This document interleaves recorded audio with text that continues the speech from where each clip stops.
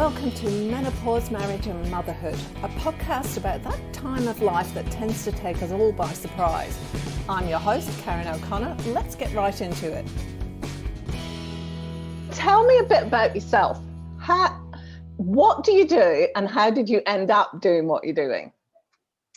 Okay, so I have only ever done art, as in the 2D drawing, painting. It's all I know.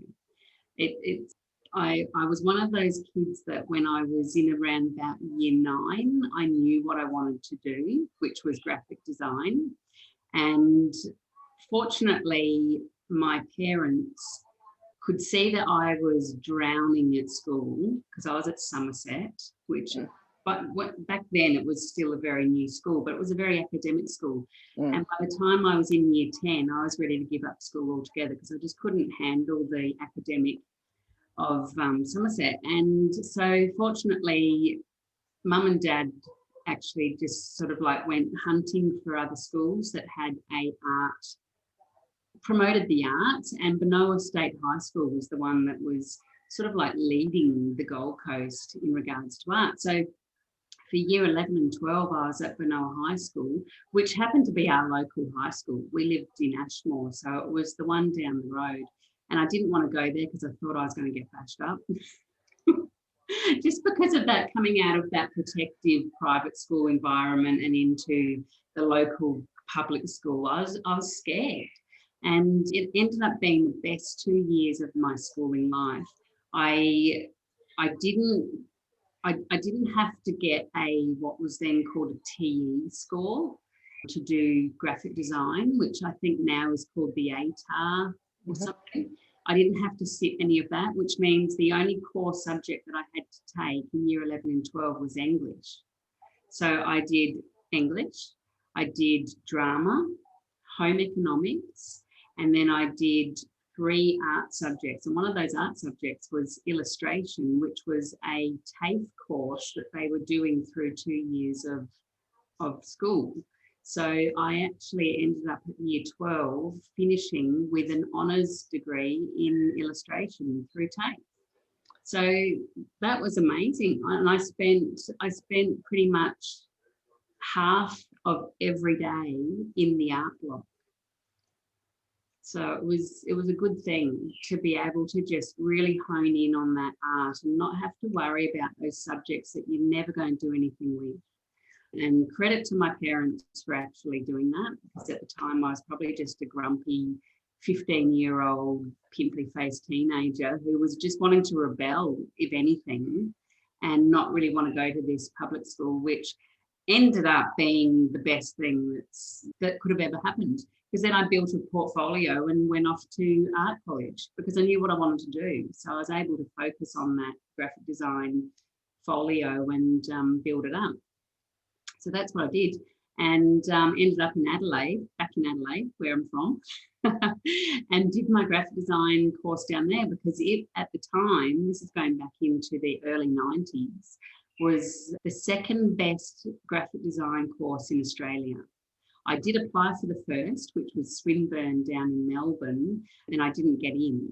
And I actually didn't get into the Adelaide one either, but I heard that if you reapply the next year, you will pretty much get in. So I reapplied. I started my course up in Brisbane, and reapplied for it again and got in the second year. So I went down there for years 2 to 4, and then headed to Sydney with my Bachelor of Graphic Design under my arm, and spent the next 10 years doing graphic design in a few firms in Sydney. I then met my husband in Sydney. He's from England. He arrived in Sydney the same year I did, and I met him 3 years later. So I think we both arrived in about 95 and met in, I met him in 99, so he was there for 4 years. And that was a pretty quick sort of like relationship, as in dating to marriage. There was 3 years, and accidentally fell pregnant on the honeymoon. So So that's how we know how many years we've been married, because of our eldest son. And I said to him, because he's from UK and I grew up on the Gold Coast, I said to him, I want to bring our kids up on the Gold Coast, because the atmosphere, the lifestyle for kids is brilliant in Queensland. You can play sports all year round. Like, I was a tennis player and I could play tennis at night through winter, and it just was never too cold.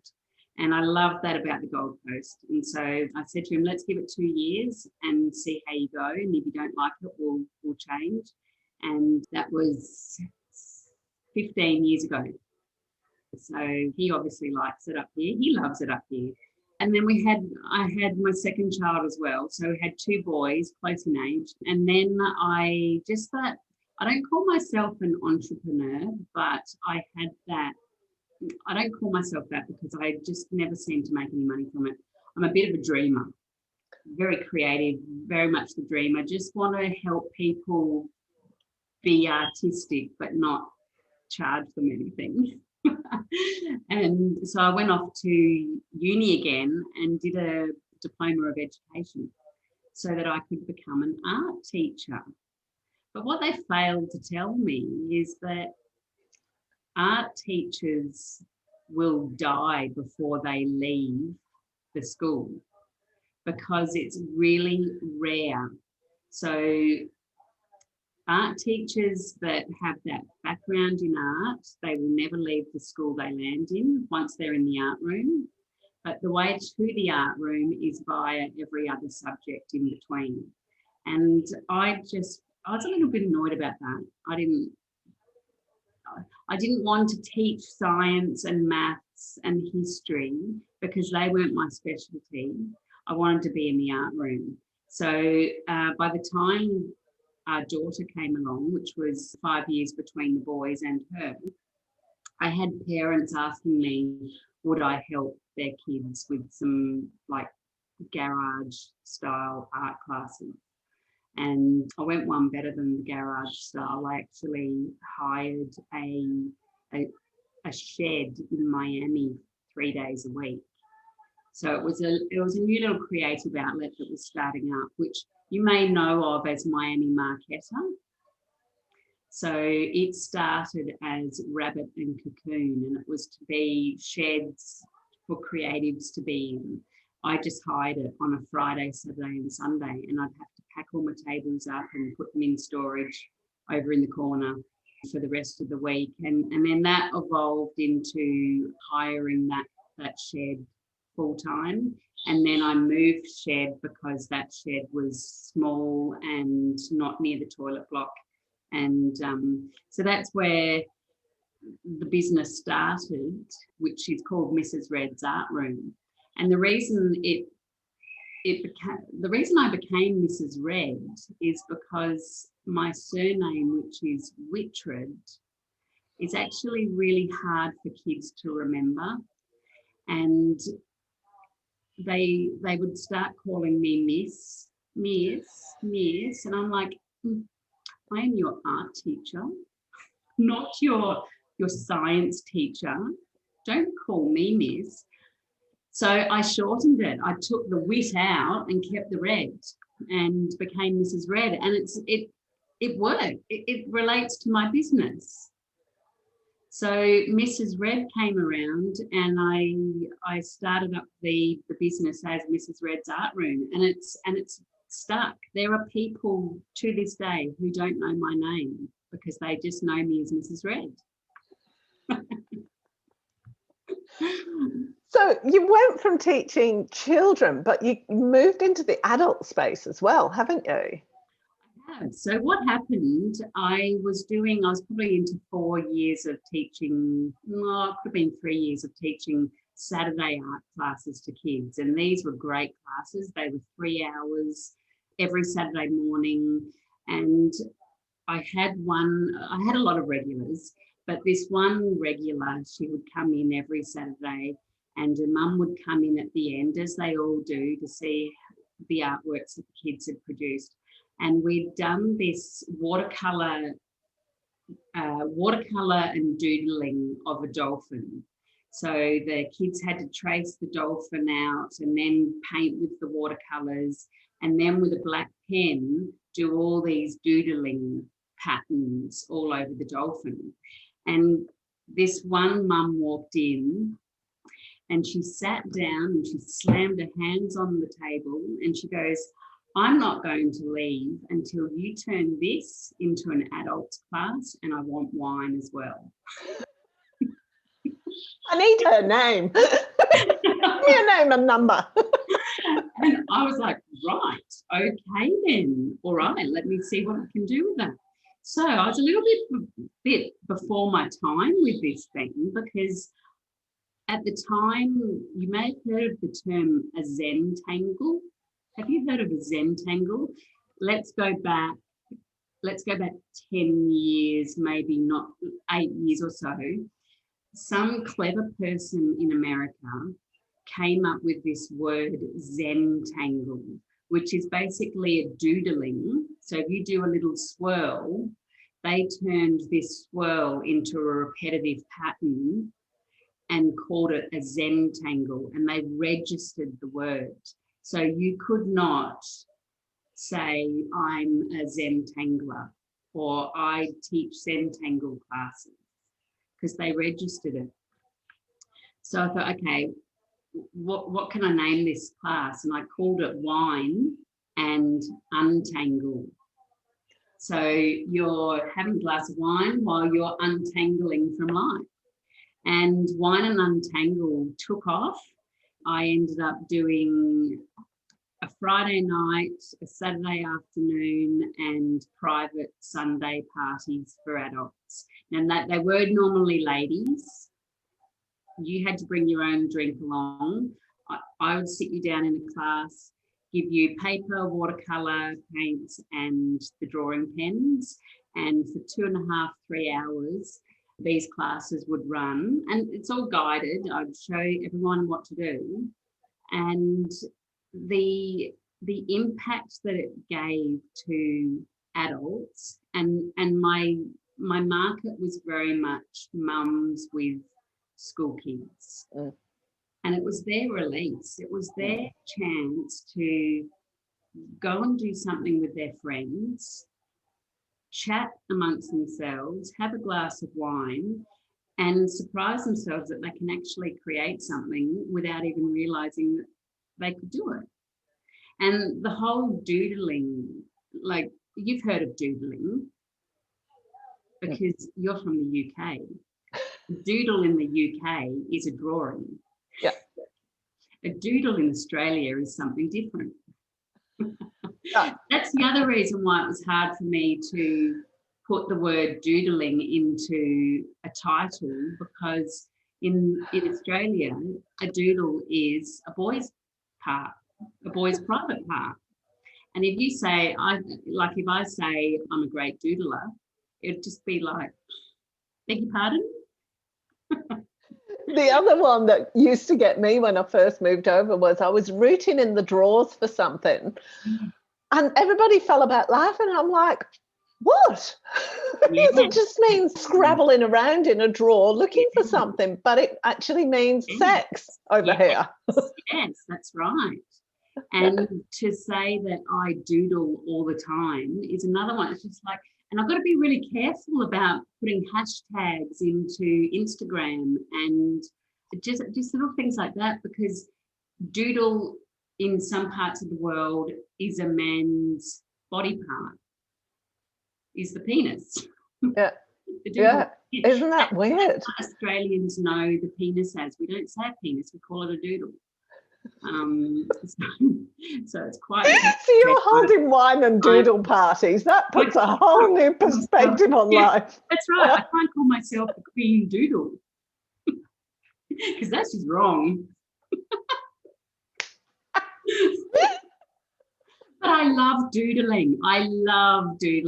And I encourage everyone to doodle. You can write, can't you? You can handwrite.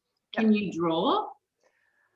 Well, this is something I was going to talk to you about, because in my world, no, I'm no good at it. But I've done some pretty cool things, and it goes back to school and that comparison and that feeling like I've got to get it right. If it's supposed to look like a horse or a dog, it's got to look exactly like a horse or a dog, and if it doesn't, I've got it wrong. So that goes back to I can't even blame it on my teachers, because it probably wasn't. It was probably just me sitting back and comparing to everything, you know. Well, that's the thing with teaching art and having, like, that's all I've done all my life. I would call myself self-taught artist because I've just done so much of it, but I've also gained a lot of skills along the way. But it is a little bit like if you told someone who had never learnt to swim to jump in the pool and swim 50 metres, you can't expect that person to be able to do that. And my husband, he wanted to do a triathlon. So he had to get in the pool and go to learn to swim classes to learn how to swim, because he grew up in the UK. And that was 5 years ago. And now he's competed in a couple half Ironman, which is a 1.9K swim in an ocean. So it all comes down to the teaching, and it's no different to art. Like, doodling is a good one, because anyone who can hold a pen in their hand can doodle. Doodling is a mindless exercise. You don't need to think about it. You just go where your hand goes, and it's actually really good for the brain as well, because it relaxes you and it just sends off all those relaxing endorphins, and that's why ladies would often, when they finish the class, just go, I feel like I'm in a different zone right now. I'm in this bubble of just calm, and I don't want to go back out there into the real life.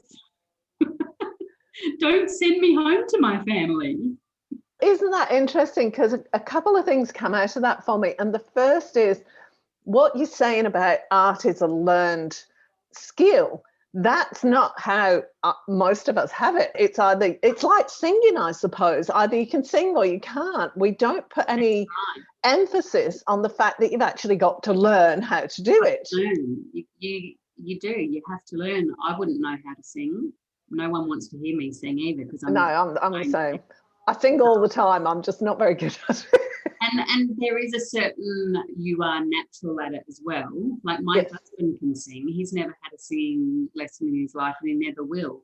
But he can sing really well, and he actually sang at our wedding. I knew he was doing it. No one else knew he was doing it, and he got up and absolutely blew everyone away with it. And he can sing really well, but he doesn't have that desire to go and learn how to hit those notes that he can't hit and stuff like that. And it's no different with art. If you want to learn how to draw, then yes, you've got to take an art class to learn how to draw. But say, for example, the Wine and Untangle classes that I held, that was very, very directed, and it's really basic. Like if there was let's just use the dolphin, for example. The dolphin would be a template that you'd trace on, and then I would show you what to do with the watercolour, and then give you pages of doodling ideas to do the pattern of the dolphin. That's it. It is so easy, but it's actually taking that time out to do it. And you don't get the feeling of what sitting down and doing something creative does until you do it. You don't know what that feels like if you don't do it. And another thing that I did, because this year has been so shitty for everyone, I have spent a lot of time on my business, just working out just new avenues and how am I going to move forward with it. And I thought, okay, I'm going to put out a activity for Australia to do. Everyone's at home in lockdown. Let's give them an art project to do. They have to download the template, use whatever art materials they've got at home. You're not allowed to go and buy stuff because no one could leave home anyway. And this was particularly in the case of Melbourne. So I put up a free art challenge on my website and on my socials. And I was blown away by what happened. I had over 200 people download this, what was it? It was a seahorse. I had this seahorse template, and you had to download the seahorse template, watch the YouTube video that I did, which is just me doing this little artwork of a seahorse, which happened to be watercolor and doodling, and just saying, here's the template, go away, use whatever you've got in your house, send your finished artwork in to me, and there's a $160 art prize up for grabs. And I had 200 downloads. I had 31 people actually send their artworks in, and I was really surprised that most of the artworks were from adults. I didn't get one male. I didn't get one male adult. I got a few boys, but the lady who won the prize, and the prize was just a wheel of names. So I just spun a wheel and it just dialed and landed on a name. And the lady who won it was in lockdown in Melbourne. She wasn't able to leave home. She'd done 3 seahorses. She'd emailed me saying, you don't know what this has done for me. It just gives me time away from everything else that we're going through at the moment. And she won it. And I was so happy that someone who was really experiencing this pandemic, you know, she lived in the heart of Melbourne, and they had 100 and something odd days where they were not allowed to leave their front door. So that again was just a really good exercise in letting people just sit down for a couple of hours and just do something creative, and all of a sudden feel what that feels like to actually do it. But it's actually getting people to stop and do something like that, which is the hard part. It is, isn't it? Because it's like with any self-care, we don't necessarily put a high priority on it. We just kind of, I've got to get on with life. It's not as important as me finishing this off or looking after the kids or, you know, doing whatever needs doing. Yeah, looking after the kids is a big one. We, as mothers, we're great at making sure the kids are busy, but never actually taking time out for ourselves. And thank you to Carrie, who came forward and slapped her hands down on the table and said, I'm not leaving until you turn this into an adults class, and it's got to have wine. And she's a friend too. So in terms of what you've got available now, you still do the in-person classes? I actually had to shut the art room down 5 years ago, almost 5 years ago, in 2016, because of my second son, Charlie. He was diagnosed with high functioning Aspergers when he was 11, and the school he was at, which will remain nameless, actually asked him to leave. And this was when he was halfway through year 6. So Asperger's kids don't like change. So there was no way I was going to be able to take this kid out of this school and put him into a public school for 6 months, only then to put him into a high school. Like it doesn't happen. He was 11. He actually turned 12 pretty much on the day that he left that school. And because of his diagnosis, he was allowed to do online school through Queensland Education. They actually have, it's a little bit like, it was always set up as School of the Air for all the kids that lived in remote towns out the back of Woodwalk. But because of technology, these schools ended up accepting a lot of kids who didn't fit normal school programs. So 50% of the intake was actually in Brisbane or Gold Coast surrounds, but those kids were just a little bit different. They didn't fit the mould for normal school. So in order for him to do that, he had to have a parent at home full time, sitting in the background, making sure that he was logging on to his classes and everything like that. Fortunately, the landlords of the base that I was renting from, they understood that my reasons were genuine, and they said, you can leave, pack up your stuff and you can leave. So I put the business into hiatus. I just basically, it was 1 month's notice. I said, I'm sorry, I have to do this, and gave them the reasons. It's in hiatus. And I honestly thought that I would be up and running again somewhere in 6 months' time. And during this process of Charlie being finally diagnosed, by the way, like he always had something going on. I just didn't know what it was. And fortunately, the diagnosis made all those psychology appointments that then followed, made me understand why he didn't like doing team sport and why he wouldn't get in the pool for his swimming class because the teacher was different. And all those things I never understood, and because they don't like change and they can't handle noises and all of this. So I thought that it would be a 6-month hiatus. In this same time, a dear friend of ours was diagnosed with a fourth term 4 brain cancer, and he passed away 5 months later. So this all happened in this whole space of from July through to the end of the year. And Charlie also really reacted to having to leave school and go on to this online learning.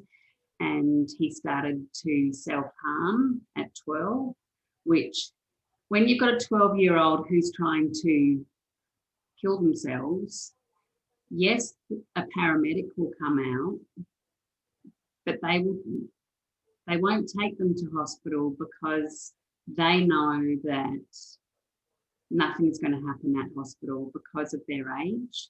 I ended up on one of the incidences saying, I'm not letting you leave. I want you to take him to hospital. He needs to go be away from our home so that he understands, what's going on here.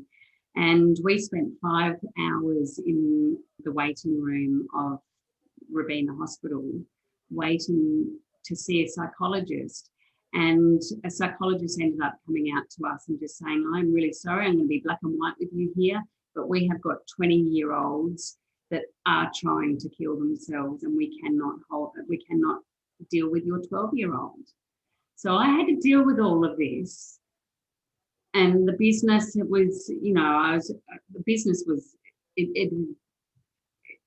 had gone. But what was still happening because of the name I had out there with all kids of the Gold Coast is if I went down to the supermarket, someone would see me and they'd be like, Mrs. Red! And Mrs. Red was a really bubbly, happy person, and Jane was not. Jane was just trying to deal with a 12-year-old who was self-harming. And it was really hard, and I really reclused in that time. I started growing my hair. My hair was short. My hair was short and peroxide blonde, or platinum blonde, I should say. And I dyed it natural brown and started growing it, and did silly things like wore hats everywhere so that I just wasn't recognisable anymore. And then I had a car crash, and the signage on the Mini was Mrs. Red. So all of a sudden that was gone too. And that was kind of a nice thing, because that Mrs. Red on the Gold Coast was just not there. So that was 6 months worth. Charlie ended up, we got him on some medication. He was having fortnightly appointments with the psychologist. And by the time he was 12 and a half, 13, we were starting to get into a good place. He was still doing the online learning, but he was moving forward. He was on good medication. He was getting a lot of psychology appointments and started moving forward. So I started thinking about my business again, but not wanting it to be a local business because of Charlie. I couldn't commit any time to anyone. So I just started putting all the art supplies that I had from my business online and started up an online art supplies. So that has ticked along for the last four years, I think it is. and opened up a subscription box as well, where you could just subscribe to this monthly box of art supplies. You didn't know what it was going to be. I would do YouTube videos with the contents of the box, send the boxes out to the people who bought them, which was all Australia-wide, and then watch them open them up and create something. And that was great.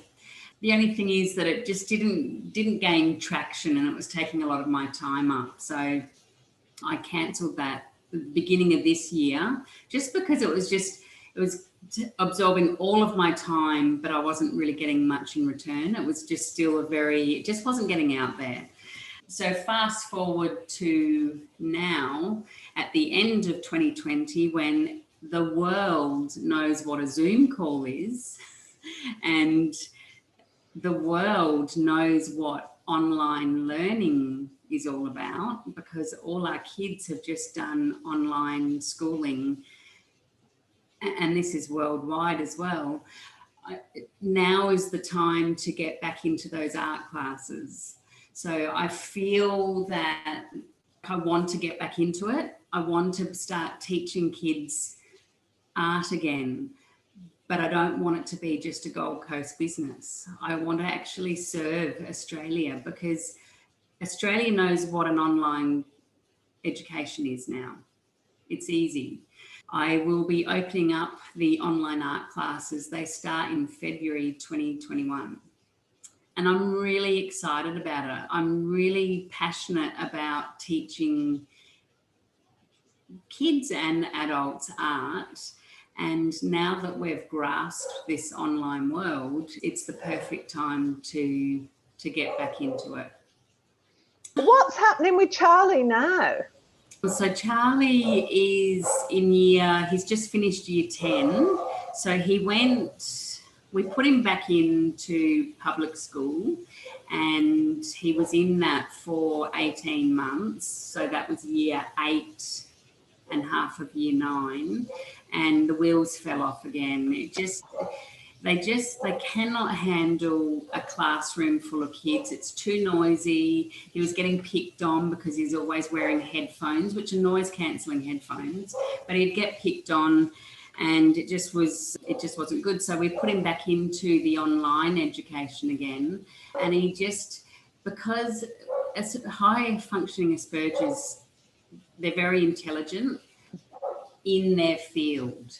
So things like history was boring to him, and he would switch off. But if you were going to talk about science, in particular nature, and then in particular birds, you had him. And everything you'd say would never leave his head. And then he'd just come out with these facts about birds. Like he can tell you any species of bird and where they live and what bird sound they make and everything like that, because that's how they are. They really hone in on their focus point. But because he was having to learn science and history and geography and maths and English, he just switched off again. So he was all of a sudden failing online learning because he just wasn't listening to the teachers. So we thought, okay, we've got to try and get Charlie into trade school, because it's that or it's nothing. He's out. There's no way we're going to get him through year 11 and 12. So he went to Australian Industry Trade College in July of this year, and he has done 8 weeks of work experience at the local vets, and year 11 he starts his animal certificate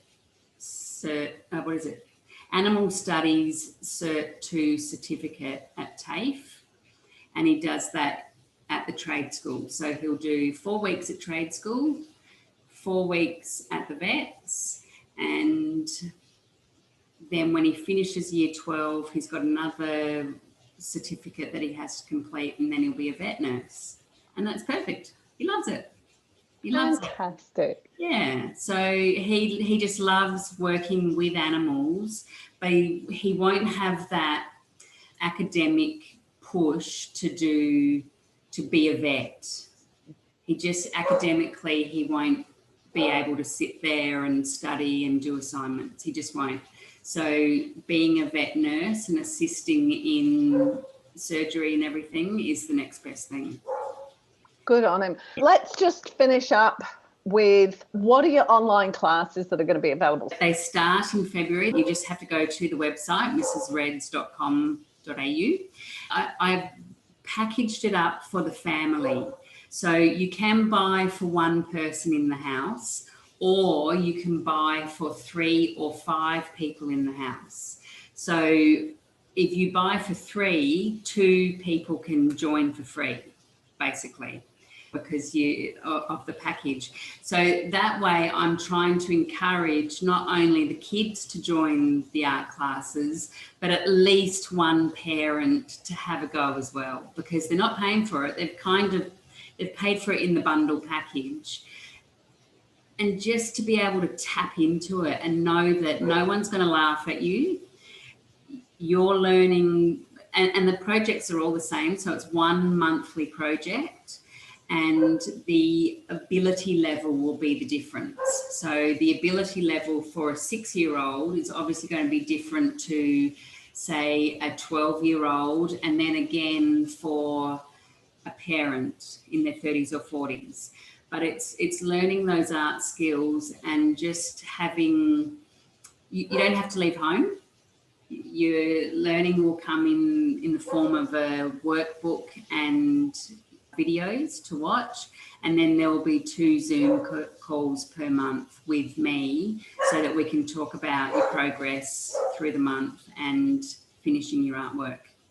So, and this is all downloadable, isn't it? You don't post anything out, it's just downloadable. Yes, that's right. Yeah, so, because, and the reason I'm asking that is that 60% of my listeners are actually outside of Australia, more than 60%. Yes, so yes. You're not precluding anyone else. No, absolutely not. If someone outside of Australia was to join the class, they might not be able to make the Zoom calls because it could be the middle of the night, or the kids could be at school, but they can always watch the Zoom recordings, and also there'll be the active Facebook group which they can ask questions, and yeah, it's going to be very, very usable for anyone, anywhere.